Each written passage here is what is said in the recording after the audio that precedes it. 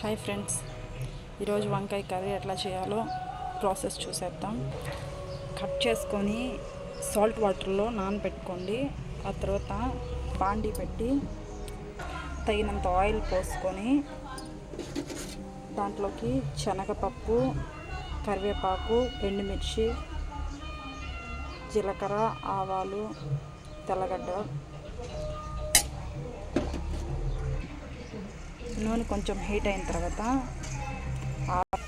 జీలకర్ర, శనగపప్పు, మిర్చి అన్నీ వేసేయండి.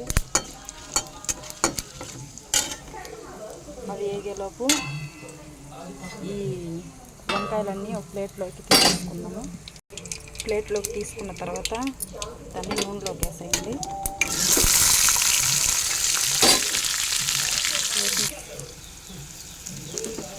వేసిన తర్వాత దీన్ని బాగా కలుపుకోవాలి. కలుపుకున్న తర్వాత కొంచెం సాల్ట్ వేయాలి, సరిపడినంత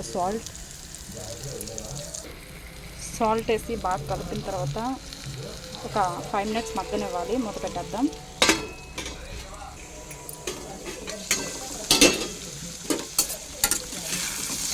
ఐదు నిమిషాల తర్వాత ఒకసారి కలబెట్టాలి. కలిపి ఇంకా 5 minutes మగ్గనివ్వాలి. వంకాయ ఫాస్ట్గానే ఉడకదు.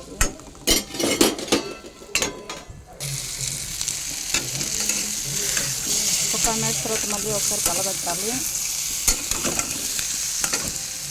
మ్యాక్సిమం ఉడకొచ్చింది. సిమ్లో పెట్టుకొని మాత్రమే కలబెట్టుకోవాలి. హైలో పెడితే మాడిపోతుంది. వంకాయ ఫ్రై అయిపోయింది ఫ్రెండ్స్. వంకాయ ఫ్రైలోకి ఇది మిరప్పొడి వేస్తున్నాను.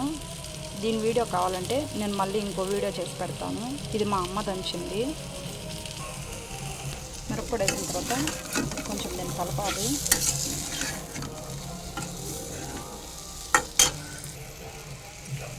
ఫైనల్గా వంకాయ ఫ్రై రెడీ అయిపోయింది ఫ్రెండ్స్. నేను కొత్తగా ఛానల్ పెట్టాను. ప్లీజ్ సపోర్ట్ చేయండి, లైక్ చేయండి, సబ్స్క్రైబ్ చేయండి. Thank you.